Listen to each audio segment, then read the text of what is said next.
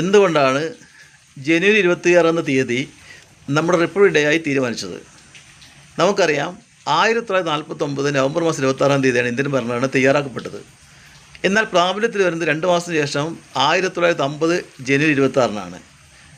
അന്നേ ദിവസം ഡൽഹിയിൽ വളരെ തിരക്ക് പിടിച്ച ദിവസമായിരുന്നു.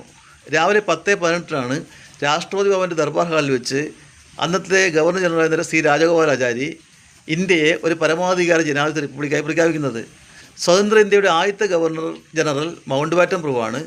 ഇന്ത്യക്കാരനായ ആദ്യത്തെ ഗവർണർ ജനറലാണ് സി രാജഗോപാലാചാരി. അതിനുശേഷം നടക്കുന്ന പ്രധാനപ്പെട്ട ചടങ്ങ് രാഷ്ട്രപതിയുടെ അധികാരം ഏറ്റെടുക്കലാണ്. ഡോക്ടർ എസ് രാജേന്ദ്ര പ്രസാദ് ഇന്ത്യയുടെ ആദ്യത്തെ രാഷ്ട്രപതിയായി, പ്രസിഡൻ്റായി സുപ്രീം കോടതി ചീഫ് ജസ്റ്റിസ് എച്ച് ജെ കനിയുടെ മുമ്പിൽ സത്യപ്രതിജ്ഞ ചെല്ലുന്നു.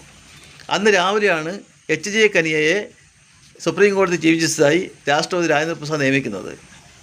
ഭരണഘടന നിലവിൽ വരുന്നതും ഇന്ത്യയുടെ സുപ്രീം കോടതി നിലവിൽ വരുന്നതും ഒരേ ദിവസമാണ്, 1950 ജനുവരി 26.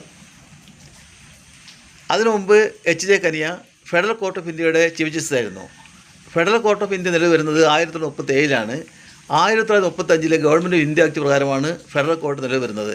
അതിൽ അദ്ദേഹം ആദ്യം ജഡ്ജിയായിരുന്നു, പിന്നീട് അദ്ദേഹം ചീഫ് ജസ്റ്റിസായി നിയമിതനായി. ഇനി എന്തുകൊണ്ടാണ് ജനുവരി 26 എന്ന സ്പെസിഫിക് ഡേറ്റ് നമ്മൾ തിരഞ്ഞെടുത്തത്? 1929 ഇന്ത്യൻ നാഷണൽ കോൺഗ്രസ് ലാഹോർ സമ്മേളനത്തിൽ വെച്ച് സുപ്രധാനമായ തീരുമാനമെടുക്കുന്നു.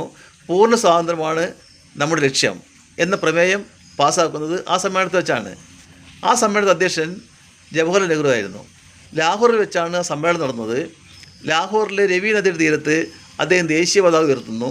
ഇന്നത്തെ ദേശീയ പതാകയല്ല, ചർക്ക ആലേഖനം ചെയ്ത ദേശീയ പതാകയാണ്. അന്നെടുത്ത 1-2 മറ്റ് സുപ്രധാനമായ തീരുമാനങ്ങൾ അടുത്ത വർഷം 1930 ജനുവരി 26-ന് പൂർണ്ണ സ്വാതന്ത്ര്യ ദിനമായി രാജ്യമെങ്ങും ആഘോഷിക്കും. എല്ലായിടത്തും ദേശീയ പതാക ഉയർത്തും. ദേശീയ പ്രക്ഷോഭം ശക്തമാക്കും. ഈ ജനുവരി 26-ൻ്റെ ഓർമ്മ എന്നെന്ന് നിലനിർത്തുന്നതിന് വേണ്ടിയാണ്, ചരിത്രത്തിൽ അത് വളരെ പ്രധാനപ്പെട്ട ദിനമായതുകൊണ്ടാണ് നമ്മൾ റിപ്പബ്ലിക് ഡേ ആയി ജനുവരി 26 തിരഞ്ഞെടുത്തത്.